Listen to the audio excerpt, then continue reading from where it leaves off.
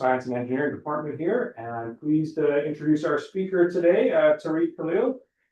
He's a founder of Mosaic Risk Analytics, and he's got a lot of experience working in Indonesia, education at Imperial College in London, done a lot of work with remote sensing, satellite imagery, and also off-grid systems, electrical grids. And today, as you can see here, I'll be talking about from diesel dependency to investable microgrids with applied geospatial intelligence.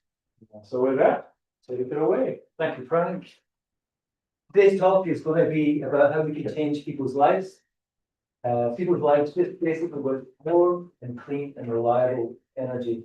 I'm going to show you examples from Indonesia, and those examples are going to try to resonate hopefully with what's going on with villages in Alaska, which are off-grid, and the same similar kind of challenges. Now, I'm going to do that not by talking about great state-of-the-art battery technology, great solar panels, but more about how can we solve this problem as a location problem. And we're going to do that through data science, through straightened pipelines, human-in-the-loop validation, and understanding what makes sense for a location to be good or bad. And we do this in Mosaic, as Frank mentioned. We do this for mining, responsible mining. We do this for energy, nature-based solutions, particularly carbon and mangrove restoration that can generate carbon credits, and for resilient infrastructure where you have similar kind of geohazards, geomet hazards in Alaska facing the same kind of issues and assets in China. Let's get started. So today's talk, we're going to cover a few things, but very kind of quickly. I'm going to assume that everyone here has no real knowledge about energy systems. I'm hoping, like myself, I'm not an engineer.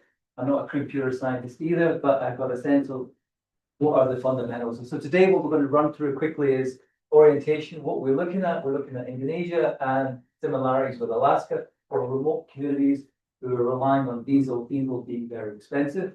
And then the one-on-ones about engineering and what finance, what these two worlds, mindsets, what they need to know, what they need to understand. And then a little illustration of what a typical battery and solar system looks like, what it operates on, what the capacities are, what the designs are. And then the interesting stuff for the computer science people is the 3 and the 4. This is where we look at data, open data, as data scientists, applying that to geospatial workflows to reduce the uncertainty and quantify things into risk. And then we hand that over to the engineers who then go and build things. And ultimately, we're testing this geospatial model and these procedures against what makes lower tariffs. So we're trying to get projects that work better than diesel in terms of prices. And lastly, I want to open this up to everyone here, not necessarily data scientists, but what can we do in Alaska? So very quick orientation. This is Indonesia, all that purple stuff, 17,000 islands, and that's spread across the continental United States. This is not the only similarity. Here's a typical small scale grid here. You can see it's not very many panels. This is one further up in Alaska, and you can see there's a lot more panels because the sun is weaker. We need more to capture. And looking just very quickly again for orientation, this is where all your people live, and this is where the main grids are. Everything else, all the small fine dots you can see here, these are the smaller, more remote places. Lots of these have been relying on diesel power. Diesel is damn expensive, logistically, and its cost and the price swings. Indonesia, 270 million people. All these dark lines, these are all the high grid voltage systems for the grids. But you can see you've got 6,000 islands where people are living amongst the 17,000, and they're all relying largely on diesel. The problem is larger in scale, but it's very similar. How do you find the right locations to build renewables to displace diesel? And here's some very, very quick stats just to sort of give you that context. 5,000 odd villages, 200, you've roughly transitioned quite a few over here, quite well. And the constraints we're going to look at today from a location problem is this thing here. Can we use data to sort of reduce some of these uncertainties? And then ultimately, can we then put that into an engineering workflow? Engineers and finance people can price that up and work out what's buildable and what's not buildable. So I said there were similarities, and there are. You've got to be careful when you're going out in the woods, and this is a quick question for anyone who's new to Alaska. What's the difference between that one and a brown one? Game over, right? If you meet this one. Yeah. So similarly here, these are one of the hazards we're going to talk about. This is the Sumatran tiger. They like fish, but they also like people.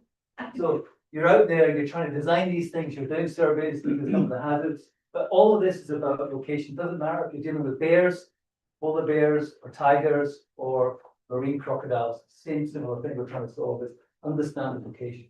Just for context, what does a diesel grid look like in Indonesia? Here's one here. You've probably noticed those two red polygons there. Sometimes our models do get it wrong and we land in water. But otherwise, we find areas there which are nice. So land is at a premium. Land with big slopes is no good.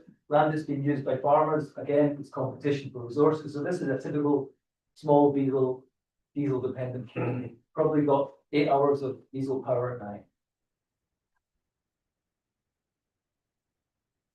Here's another one. So you can see here a lot more flat land, but that land is being used, small scale farming and fishing. So again, location is key. Understanding that location, what can we build there, or is it a no-go area? And just lastly on the money is important. This is what Indonesia is burning and spending.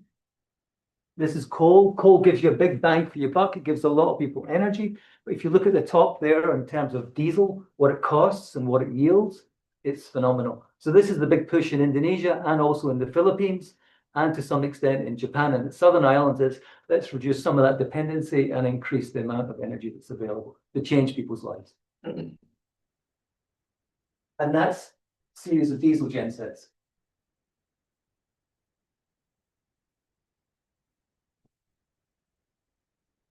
And this is a very, very quick overview of how these systems work. What are we trying to do? So typical village, here the logistics, you bring the diesel in the barrels up the rivers when the river's at the right flow, put it in the generator, hopefully the generator works. But what we're trying to say is, how do we get from there to there? What are we actually sizing?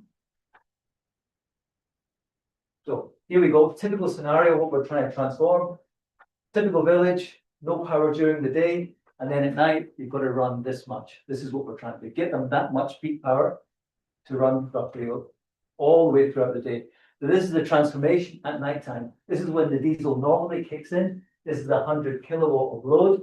That's what the thing has to power. But when you've got the peak, when everyone puts their lights on and starts charging their phones, you need to size up to roughly 350. What we're going to do with the solar system with the battery is you run the solar during the day, then you charge up your capacity here that gives you 15 hours of light during the night. So you're doing the transformation now, giving people more and reliable energy. Now, you're not going to ever get rid of diesel. When people say diesel replacement, it's usually realistically diesel reduction. And here in these places, really quite ambitious, you can get it right down to roughly 90% reduction. That 90% reduction is what becomes the payback for the investment. Now for the money people, we're getting on to the engineers, don't worry in a second. What do the money people care about? When you're reducing diesel, we're going to translate that into an actual investment plan, a business plan. So what we're looking at here from the finance guys are going to say yes or no to this job. It's, can you get it down below diesel? That's all we want to know. So that's the tariff. What are you currently paying for diesel? What's it going to be in the future when you're running on a renewable system?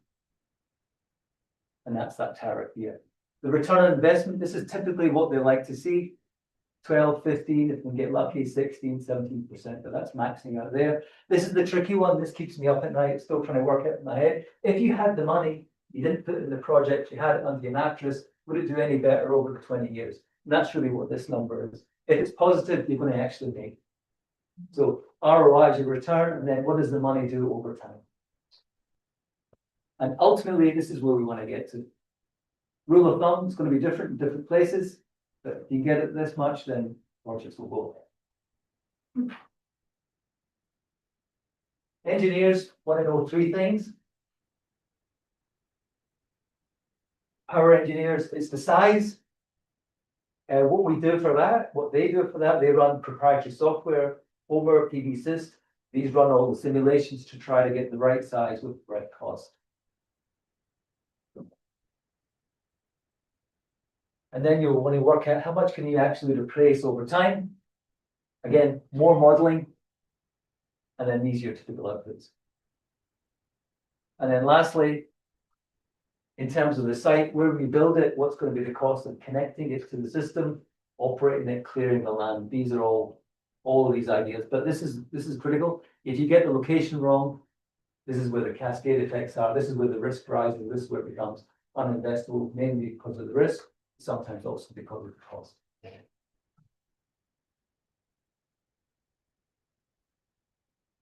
And here is the ultimate. This is it for everyone who's new to engineering. This is what we're doing. We're progressively going from what we don't know all the way down to we will know a lot more. The more you can reduce these numbers here down to here makes the project more investable. So when you start out over here, you know very little about these locations, and that's what's tripped up Indonesia.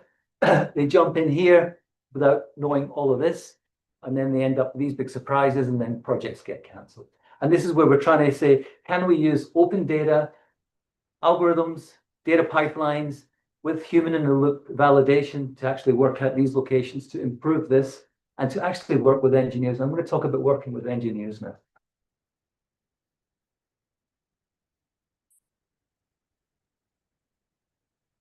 Typical engineering project, lots of these guys here and ladies, and we're going to try to explain to these people what we're actually trying to do. We're actually trying to make their life easier. We're trying to tell them this is what you need to design for, this is what you need to avoid, but it's not always a simple process because you've got to build their trust and you've got to be able to speak their language. So just a quick recap before we jump into some examples of how we use the data science and those procedures and those workflows. We're trying to move away from here, where all these issues are because we don't understand the locations, into something here where we've actually started to apply and assign risks to these areas so we've got more clarity of what they're actually going to be. Those IPPs. These are independent power producers. These are the guys that will look at these projects, say, yeah, I want 5 of these, I'll take 6 of these. Here's my price. We'll supply energy for the next 20 years. And that then goes to the contract, and then they will build with these guys here. The IPPs will pick it up here when we've done the final design. So we'll take all of this to final design, and then these guys come in to do the engineer procurement stuff. We build it and operate it. So what's been happening historically is you jump in, you start the stuff, find all the surprises, lots of drama, sometimes even lawsuits you'll all be familiar with in Alaska. It happens in Indonesia, and then things just keep failing, keep flashing. So we looked at this, we tried to understand this and said, can this be turned into a location solution? So we said, is there data that we can use? Can we put it into a procedure? Can we actually check that it makes sense? And that's what we've done. So there's 2 aspects of understanding a location. One is it a good place? Is it nice and flat? Is it next to the grid? Is it next to the village? All those major costs will come down. And then secondly, let's take all the soft stuff, the environmental and social, all those other things that we think about, the permitting, and let's turn that into a vector for all of these sites. Let's add them together and then start rating these projects and give that to the engineers, and hopefully they don't get too mad. So 2 things: suitability, is it a good place? And then this index that we've created here, how much effort, drama, and friction is involved in each of those locations, and can it be quantified as a vector, as a number? So this is a machine learning workflow. This is what geospatial science is all about from my perspective. We start with this. We have to talk to the engineers. We have to talk to the client. It's not always an easy process, but once you understand what they really want, then you start turning that into a framework and then start turning that into a series of scores in that. So if these engineers really want something that's less than 5% grade, they're going to turn that into a number and then go into our elevation models and then assign that as a low, medium, high, etc., etc. And that's what we do. We run those pipelines. We put these pipelines together. We'll use typically QGIS. We'll apply for the machine learning. In between that, we'll enrich that data set and we'll get the suitability. But we'll also then check what's been happening in these locations, and we'll apply a couple of algorithms. The most common one is change detection, how much has changed in this area over time. And then the other one is the prediction, how this landscape is going to evolve. For these instances here, for suitability, we're really interested in just change detection. What are we actually doing with this landscape? And then lastly, we're going to give this to engineers. Yep. We're going to be brave. We're going to hand them these maps and say, this is what we think you have. And we're actually going to say to them, go to the field now and go and inspect these and give us a score, how accurate we were, etc., etc. So we change from that into that, but eventually we get it right. So sometimes you saw that little island video tour where you had that polygon in the water. That's the stuff where you get a little bit of friction. But overall, these guys start to like us because the accuracy is really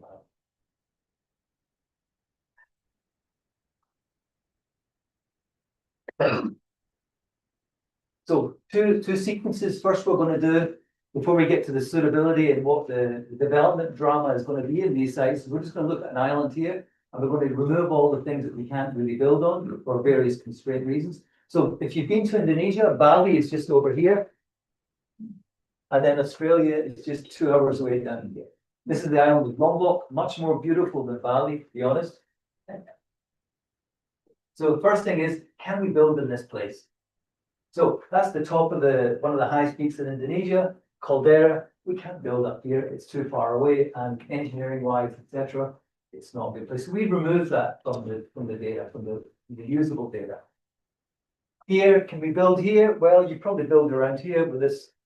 This is what we call farm. So this is a mixed area of coconut groves. If someone's using that area, definitely you want to keep away from the tsunami run-up zone. So this you could probably use. Could you use some of this? Probably, but it's going to be a lot of effort getting high productivity, high value land flipped over to renewables. You can see these are the kind of constraints we're trying to work out. So a lot of the times, depending on what the client wants, do you actually want to build in this area or not? Do you want us to look at this or not? So when we apply those criteria to that island, all of that pink stuff, leave it alone. So that big pink blob up there, that is the Big Jinjiang volcano system. So you can see these blue dots, these are all the diesel grids running on that island that we want to look at, are they actually doing?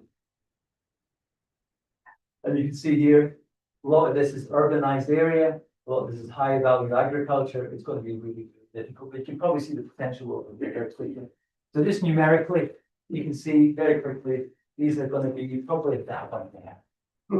Is it 5 different grids or These are 5 different, or are they all grids. interconnected? These are all separate grids. And within those blue dots, we've got multiple mini hydros running as well. But all down the southern area of this island, this is where the airport and infrastructure is, then it's running on gas and coal. So here's an example of an area that's going to be really tough. We're saying take it out, don't even bother. High demand for land, we're probably not going to get into this land for the price, etc., etc. And we can do the same there for mini hydros. These are all the potentials that we've mapped by the system, by the government in terms of potential. Most of these are less than half a megawatt. And we apply a similar thing. We apply the constraints. The purple is very similar to what we have in Alaska, areas of just pristine areas. Wilderness areas can't touch them, so we're not going to remove them. And again, these areas here, not viable. And then we add some distance in terms of transmission costs. The longer, the further away, more than 5 kilometers, it crashes the price. Take that out. And then you've just got probably needs to be fluid also. And then when you jump into the suitability, applying rainfall, flow, elevation, head, then you can start to rank. But let's just get back to a small island that needs a bit of reliable power. We're going to look at suitability in typically these cases here. And this is a workflow we're really interested in here is what's the sensitivity? What is this land that actually, what's the cover of this land? Is it going to have any kind of friction? Are people depending on this for livelihood? We're going to do this remotely, and then we're going to send in the engineers and give them a ranking of 3 or 4 sites, go and check them out and give it to the opinion in terms of accuracy.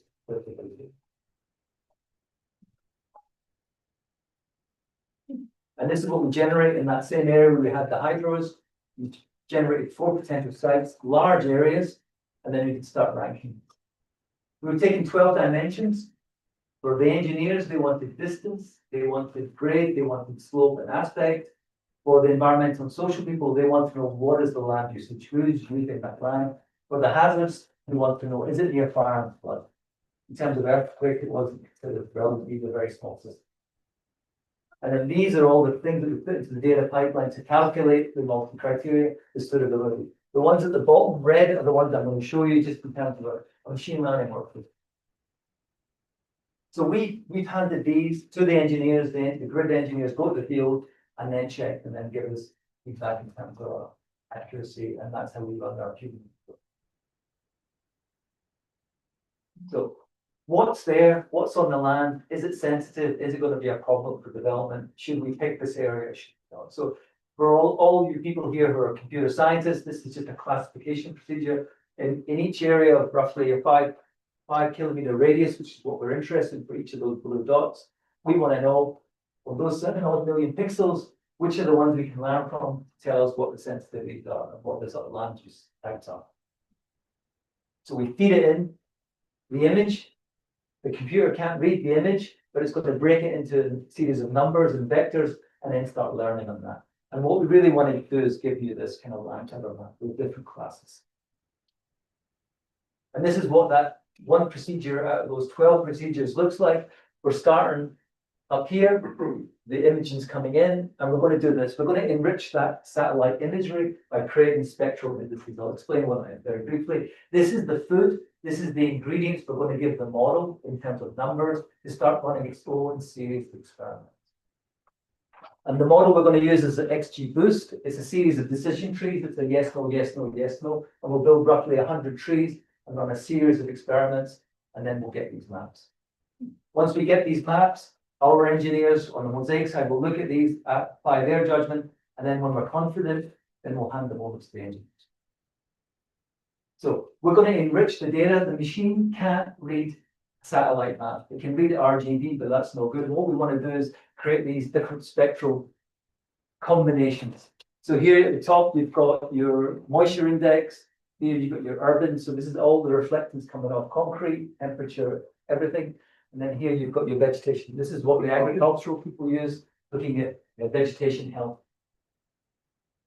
So this is just some of the ingredients we're putting into the oven, into the baking dish before we put it in the oven.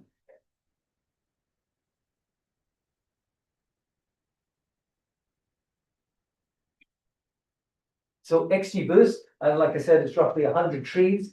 We're going to put that into all of those spectral indices, all the feed into the model. The model is then going to start recomposing, decomposing, running different series of regressions on all those different spectral patterns to work out what is it that makes this thing a forest? What is it that makes this area here a mangrove? What is it that makes this place paddy?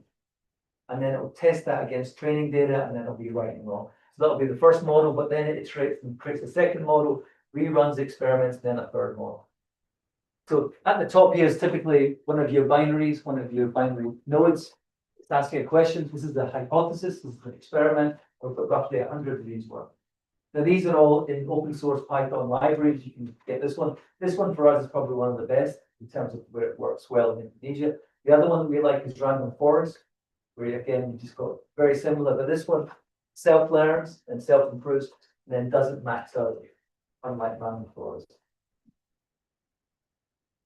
So what our machine learning guy is doing is he's saying, I know this landscape, I know what forest looks like, I know what mangroves look like, I know what a village looks like, and he'll then take a series of points from the raw satellite image and feed that in and classify that as the training. So this is what we're going to train against. And this is ultimately what we're going to give the engineer, and the engineer is kind of going to like this. This really helps him work out where are we going to site these locations. So you can see here, just from that kind of landscape, it's pretty flat, it's swampy, hard to build in this kind of place. And then the computer scientists, you want to know about accuracy. Here's all our classes that our machine model learned on. These are the amount of samples that we put in training and testing. And overall, when you average all those scores, you get something quite high. I'm never happy when it goes anything above 90. bit too high. But this is the weaker areas, and this is the toughest area, this farmland. Because in Indonesia, farmland isn't just classically people growing stuff, it's usually intermixed with bits of forest, bits of this, bits of that. It's not a clean cut definition either. And here, this is just mangrove, degraded mangrove. This comes back as scrub. For us, that's good enough. So we give them a prediction, we work out what it looks like. Raw image.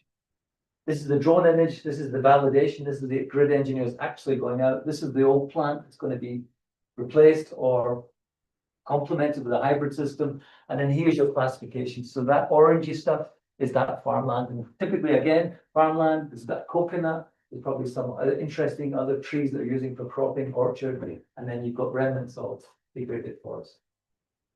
That's probably the trickiest thing to work out. What is this semi-degraded forest farmland? This has real implications when you're looking at land acquisition, trying to work out the land price, trying to work out who's dependent on that area, what are the project impacts. And you're doing this for hundreds of locations. The other thing we started using this year, very excited about, is super resolution. This is those deep learning algorithms, the ones that do the decomposition and learn decomposition from a high resolution image to a low resolution image. And this is the problem. When we use the open source high resolution maps in remote areas, they're out of date. So things change. You've got 5 years. We don't know what's really been happening. And all we have is this. This is a Sentinel-2 map. This comes out every week. But just intuitive, when you're looking at this, you don't really capture much detail. But when you apply the super resolution, this is not captured. And the proof is in the pudding. We send the engineers, we say, this is going to be okay. There's been some activity, expect some changes, but overall, this has been pretty good. So the model is decomposing through convolutional neural networks, high resolution image, learning what those processes are, what those features are, and then rebuilding. A bit like this. Now, these models are open source. It just takes a bit of programming time and need, and they're production ready. So here's another example. We applied the super resolution. We know something had been happening a couple of years ago, and definitely here we find out it's pineapple farmers, a lot more change happening in this landscape. And these are the areas that were picked out. They're probably the best in terms of location, in terms of the engineering, etc. And these are the drone images, so coming back pretty good. And then this is what a design looks like. So this is going to be quite a large system here. So we're going to reduce a lot of these over there. So engineers, always skeptical, always conservative, particularly at the beginning. But when you show them this kind of stuff, we had 52 of these to look at from 60, and we generated 260 options. That meaning in each location, each diesel grid we send you to, I'm going to give you 3 or 4 options to look at. I'm going to rank all of those options in terms of role. All high number of those are highly favorable in terms of suitability. What's going to be good just in terms of the basic engineering, the basic CapEx. And then this, we asked them to check our estimates on slope, distance, and they're coming back with this, makes us very happy. This was how many of these sites that we gave them did they actually accept? We took these ones, and I said, what are the other ones you didn't like? He said, well, the ones we didn't like was because there was new information in the land had been allocated for different things. So it wasn't really always us, even though we did get that one on the water. So we eventually got there with the engineers. Now, sometimes, like that mangrove area that we're talking about, those wetlands near Singapore, you can't really go anywhere because you're just surrounded by miles and miles and miles of wetland and forest. So here, sometimes we just can't move away. So here you can see this is mangrove, really healthy mangrove here, kind of been hacked, growing back. And this is the area where you're going to have to put in something, which then creates the permitting and the approval. So we're going to actually understand, what does it mean if you can't go anywhere? These people need energy. What's it going to be like building? So getting to that thing, we conceived this thing, which was, okay, I've given you something that's nice to build on. What's the effort, friction, drama, uncertainty of actually building on that area? So we created another index, moving away from suitability into all the other things that make something actually attractive to an IPP to actually build on. To go to the bank and raise some money. So this is what we did. We have an environmental scientist in the audience who's kindly come along. We've kind of worked in the same kind of trade, but in different parts of the world. And I've been talking to her for a few weeks. I've been trying to work out what is it that she's been doing all that time. And there's definitely been some similarities. What we've been doing is this in different ways, in different parts of the world. And we've been taking this into numeric values in Indonesia through different data sets, not just geospatial. This is public health, statistics, census data. We've written scripts. What we call it, scraping, it's a dirty word. We've extracted, we've curated that data. We've looked at that. We've looked at each of those villages and we've tried to profile these.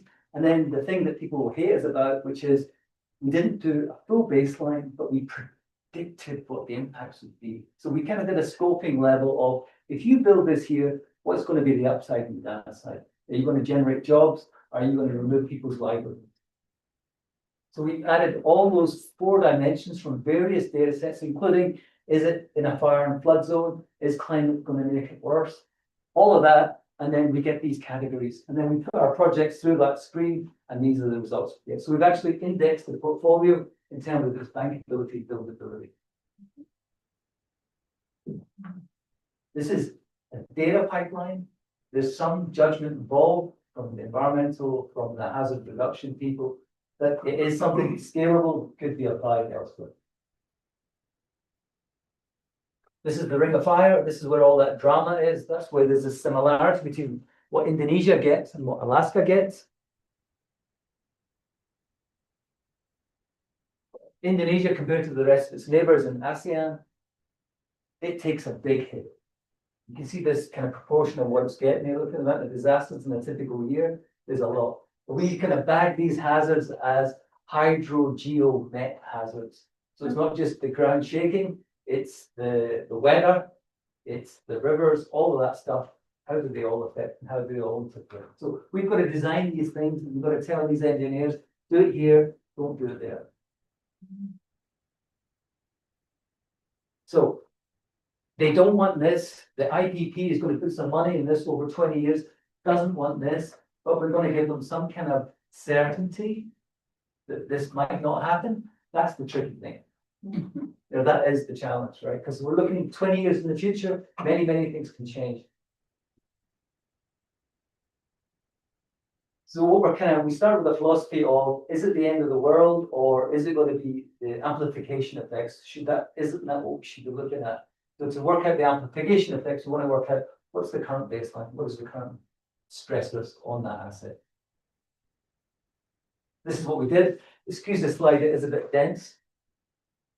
We took public data, international data, national data on hazards, where the hazards are rated for each of those locations, multi-hazards, roughly 7 different hazards, volcanoes, tsunamis, the works, put them all in there.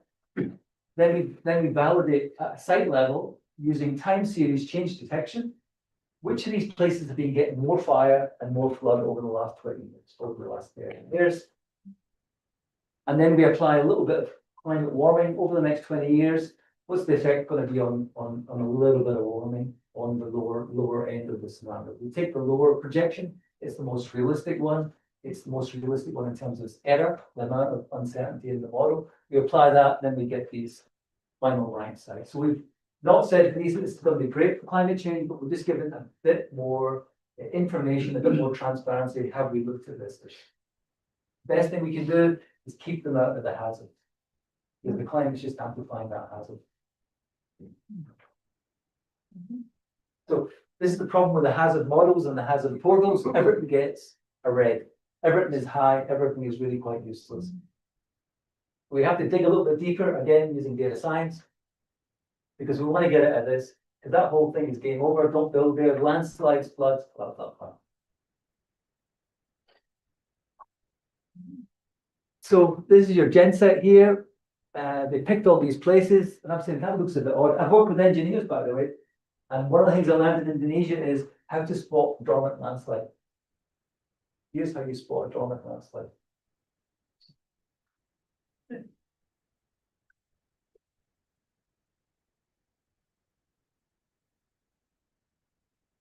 Come around, come around.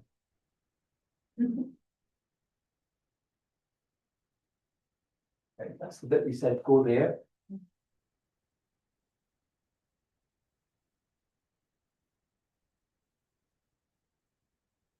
Don't really go there.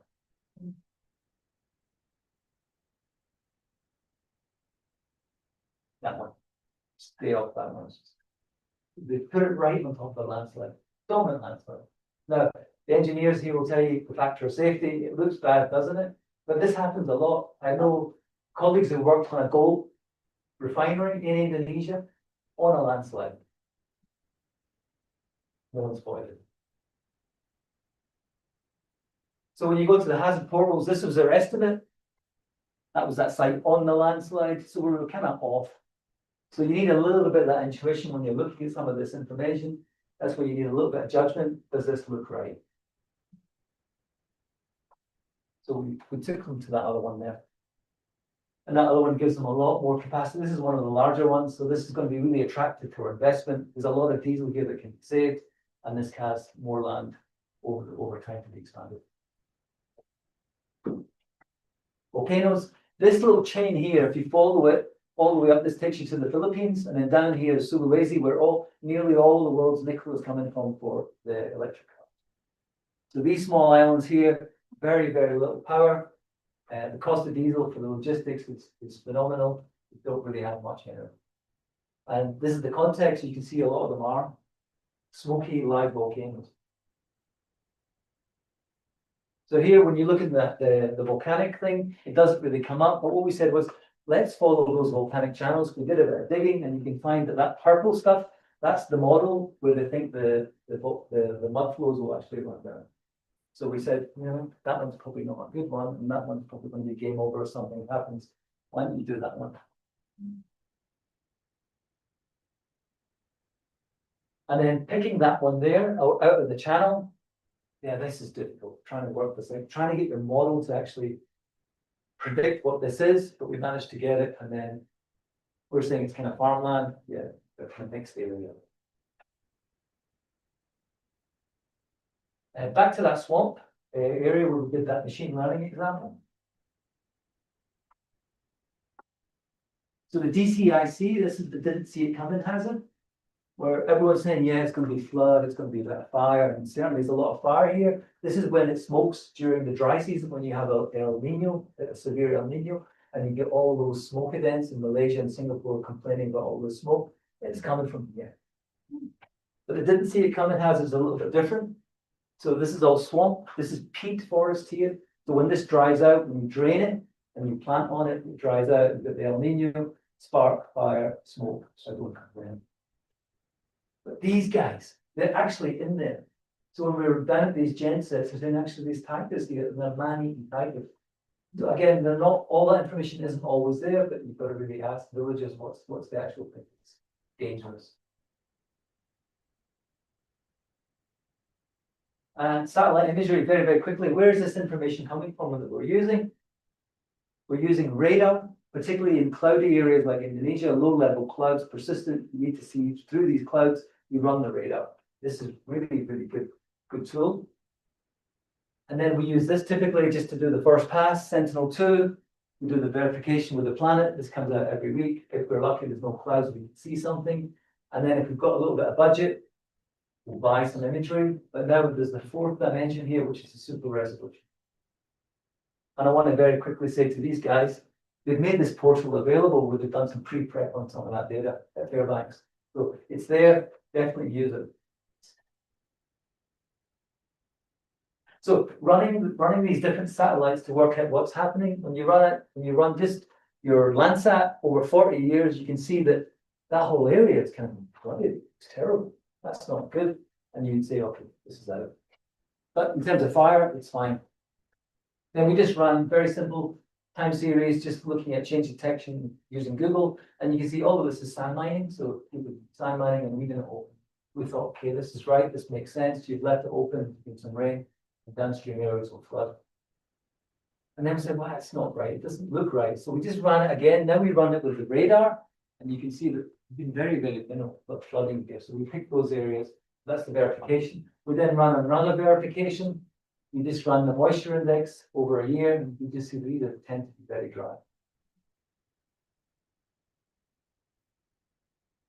And then for those tsunamis, here it tends to be 50 to 100 meter run-up zone, so we avoid that area, you're out of the tsunami. In terms of flood, run it, you're out of the tsunami, but then you can probably see there a little bit of a river channel. You don't want to be near a river. We just want to run that moisture one more time just to make sure we're not in a flood zone.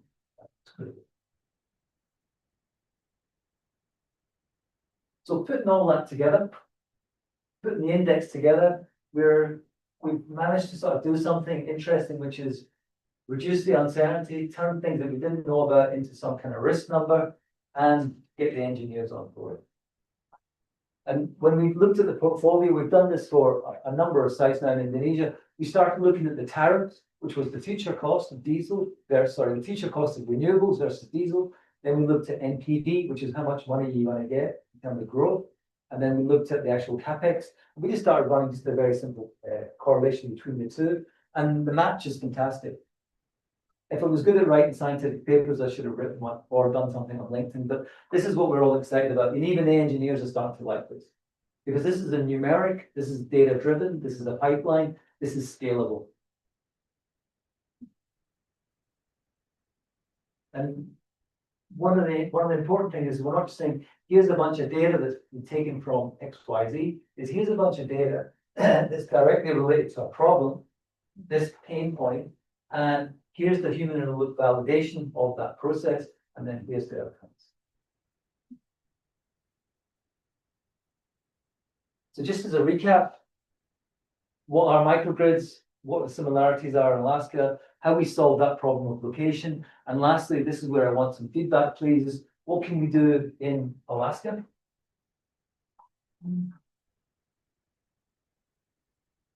I've been looking at this for the last couple of months. I've been talking to my colleague over here in coffee shops, trying to work out, deconstruct what she's been doing, trying to work out all the dramatic projects, all the successful projects she's worked on, what made the good one, what made a bad one, what made the ones that got stuck in the middle. All of that information is out there. There's a lingering footprint for all these projects. That can be oil and gas, mining, that can be plantations, forestry, whatever it is. All of these projects out there have a history, have their own fingerprint, so to speak. Is there something that we can do in Alaska to actually learn from these? Perhaps it's an LLM, perhaps it's a multimodal geospatial thing, perhaps it's an alpha embedding, but is there basically a foundation model for Alaska?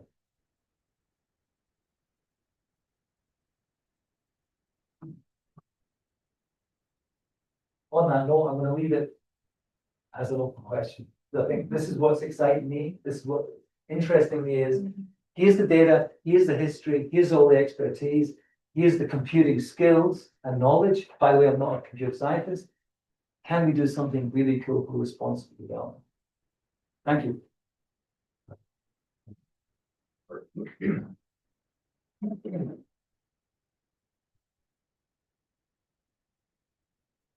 Okay, we've got time for questions. Yeah, I just wanted to say, as we've talked about in Alaska, we've got the environmental issues, the endangered species, the kind of political, social issues that I know you've talked about working into this. And I know in Indonesia, you've got a very concentrated population. You know, in Alaska, we've got loads of space, a lot of it not usable, but then we've got the environmental issues we talked about. So I didn't know if you wanted to talk about how we would add that into your data pipelines as far as gathering, you know, those kinds of things, looking back at old EISs and things that you've talked about. My idea was this. You have this new thing that Google's released called Alpha Earth, which is a Daddy Foundation model. Oh, okay. That thing It's got 64 dimensions of black box in there, Okay, but it's time series and it's updated every year. So it's almost like a scorecard and it's a 10-meter resolution. Can you imagine? You're not looking for individual images, you're looking at these aggregate information on a 10-meter pixel. Yeah. Now, if you've got that information for a mine site or a greenfield mine site, let's say all the Ambler Road, you can look at all those properties, all greenfield, but you could almost look at their integrity in terms of the ecology and their sensitivity, the degree of change, the amount of permafrost change, etc., etc. All of that has already been captured. And what we could do from there, just saying here's a baseline based on that, is then you go into the archives and you pull out all those baseline reports, all the monitoring reports that are every year happening. And then you start to calibrate what the embeddings are saying and update what's in the encoders of those models. That's the holy grail for me. How do you capture things that are more like the cultural, maybe not documented, where like traditional hunting grounds and cultural resource areas, yeah. yeah, origin Traditional grounds and stuff like that? Good question. This is how we did it.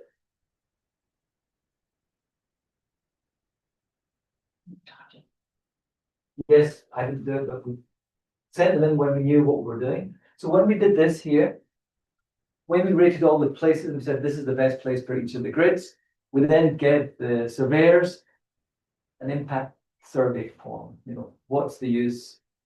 And then we're trying to work out at the pre-construction stage what's going to happen, who's using the land, what's going to be the losses, what's going to be, and then over construction, over operation. So we did it like that. So we did a scoping of the impacts, and from there you're working out who's actually using the land, who's using it for access, who's going to lose any livelihood. So that's the way we kind of think about that. So you have to Are have a they developer that cares about that. Well, these are going to go to auction, so there's definitely going to be scrutiny, and they want to be transparent. So yeah, but basically you have to talk to communities, to villages, and find out what's happening. But normally what would happen is you just go in there and do it, you know, without that preparation. So we've improved the preparation process, so you can actually capture this stuff and then validate through questionnaires what the impacts are going to be. Hey, just summing up a little bit, it seems like what you're trying to do is figure out the economics of pulling together a grid and then getting renewable energy source and then feeding the diesel costs that way. I get the feeling that your villages are a lot closer together than ours. Yep, up here we're 30 to 50 miles apart for, you know, probably more than that. Like, can you give me an idea about what the economics are as far as trying to pull together a grid? How much separation can you bridge? Exactly.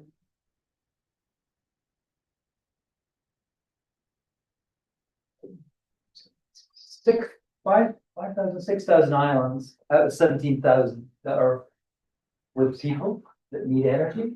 And these are huge distances across Indonesia, particularly those remote islands that we've been looking at. So in terms of distances, they share the same thing from where the diesel is produced and procured, getting out to those villages. It's the same logistical challenge as Alaska. Yeah. It's barges, it's the same transport systems. That's answering your question? You know, it seems like on each island, you probably have a grid on each island or. So I think there's 2,000 villages that don't have power still. At all. At all. So, at all. At And all. the ones that do have, there's 5,000 gensets in Indonesia that are running right now, providing microgrids power. Of the 5,000, most of them aren't running 24/7. That example we gave you was just the night. Just as an example in terms of the economics. So the cost of getting diesel in Java, which is in the center of Indonesia, is more than the cost that would be out in Papua. So those diesel microgrids in Papua cost 10 times as much to run as the ones that are centrally located. So again, the logistical issues really come to play in a very similar way. How big a grids are you talking about? When you're putting together a grid there in Indonesia, how big are they? These are ranging from 200 to 300 megawatts, sorry, kilowatts, I'm talking about area. So we're doing hectares, so hectares is 2.4 acres, I just checked that the other day. Typically, our land sizes are 5 hectares to 10 hectares, so double that, 10 acre. that's typical size. So you saw that one there where we had on the landslide one where you have a large area for design, but then they're keeping an extra area for future expansion. So it's just for each individual village, they're not spreading out to multiple. They're not connecting the grids. Okay, so you're looking at each installation. Okay, Now, the interesting for us is that you can do this on 60 of these, then you can do these on 600 of these. Because the validation can be pretty good in terms of what the engineers accept. So it becomes a scalable de-risking tool that improves the project preparation. So when you do send out your engineers for the validation, they're going to the right places and they've removed all the ones that it's not going to be viable. So it cuts the cost considerably.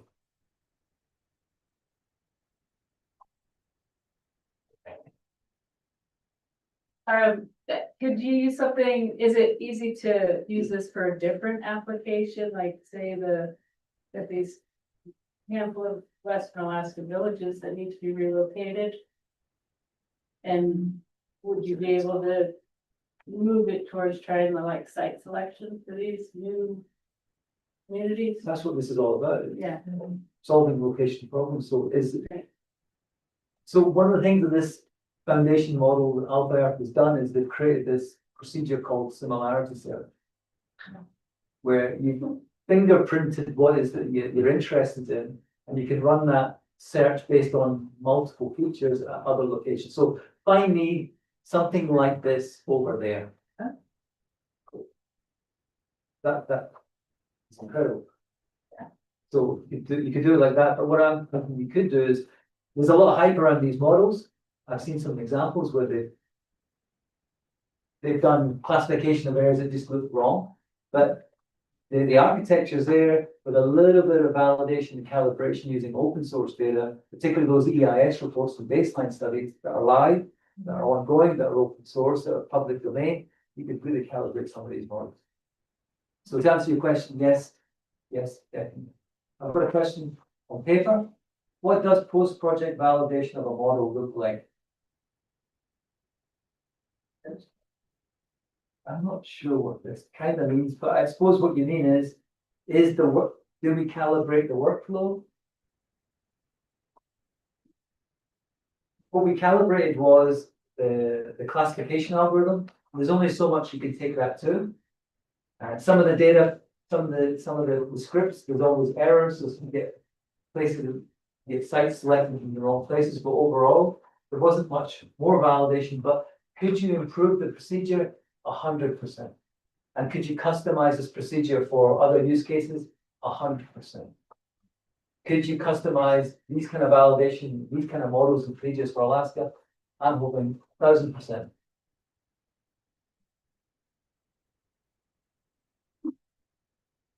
Would you be able to expand on what post-project validation of models look like? How do you collect the real-world data specific for the site? So what we did, just to recap,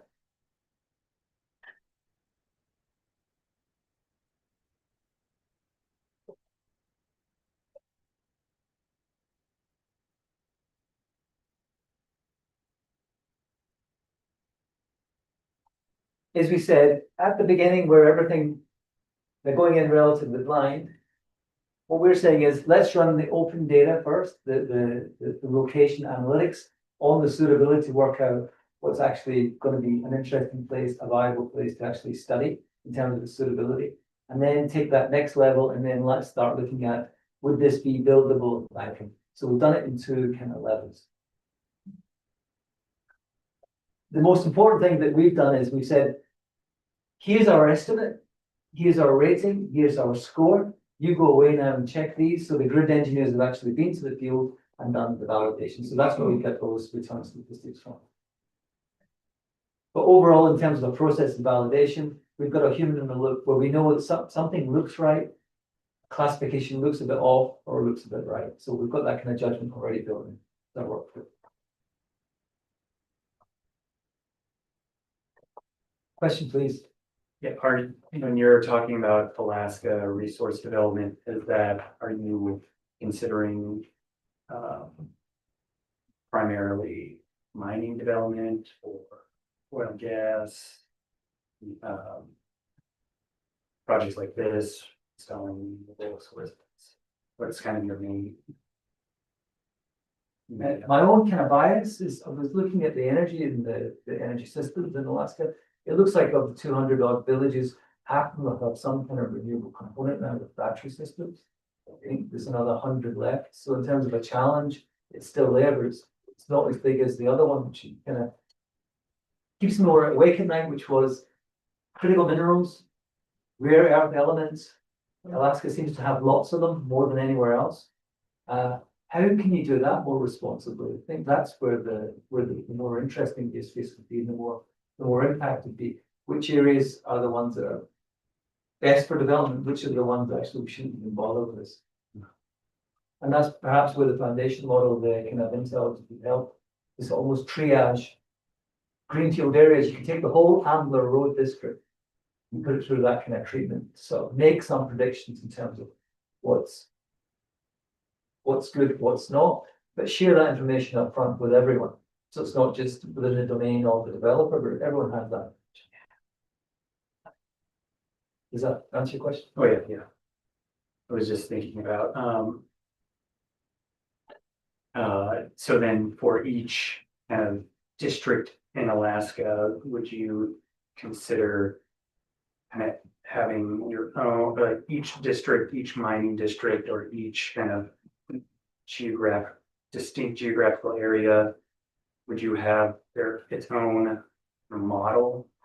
Because like an EIS developed for Pebble Mine might have a lot of different inclusions compared to EIS for Ambler or Donlin, Wiseman, all these other projects throughout Alaska.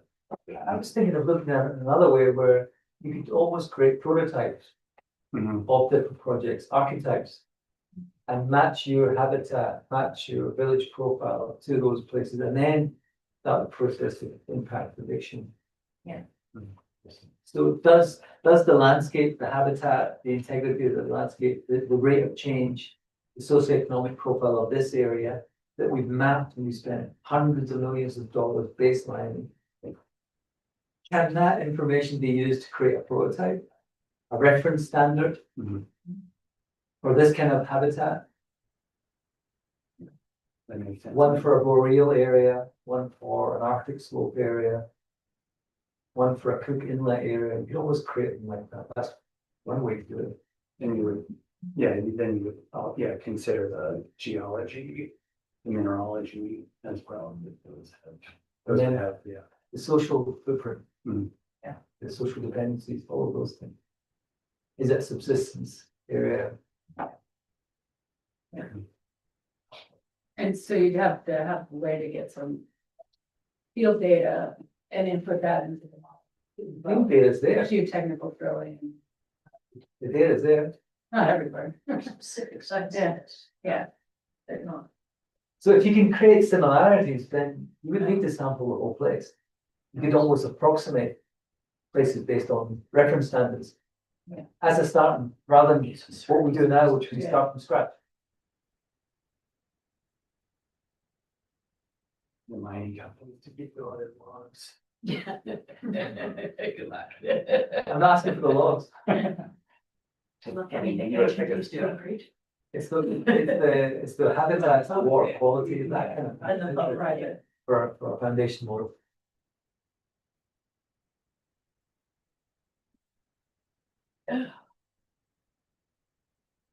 So on one of the images I saw that the solar panel aspects were kind of like a roof at opposing angles. And so I was just curious, is the latitude of these sites pretty equatorial? Forgive my spelling, but this one, the one here, that one there.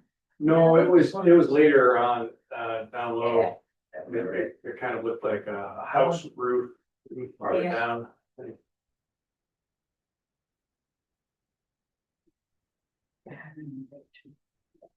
Snow and slide on. Well, I assumed it was because they're at the Probably equator. size of it. Yeah, I mean, it's just general questions. Latitude is it pretty equatorial? It's nearly all equatorial, and for aspect, the dimension the engineers care about for the yield, the radiance, they want north aspect is what they want. In the south, they want it north. That gives them the best view when they run their simulations.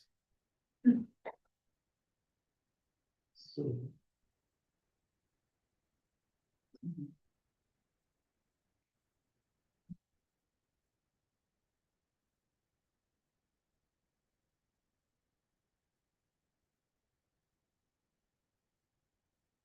There you go.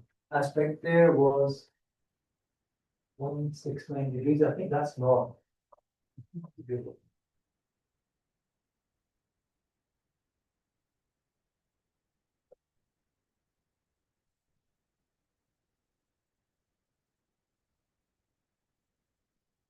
Any more questions?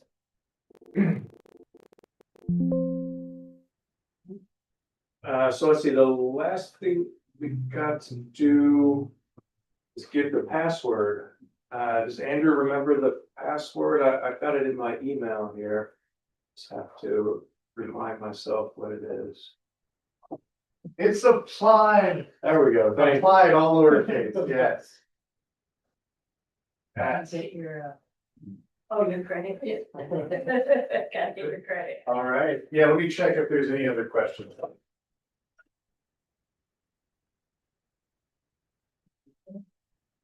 No, we got it. Thank you. So that's. Thanks again.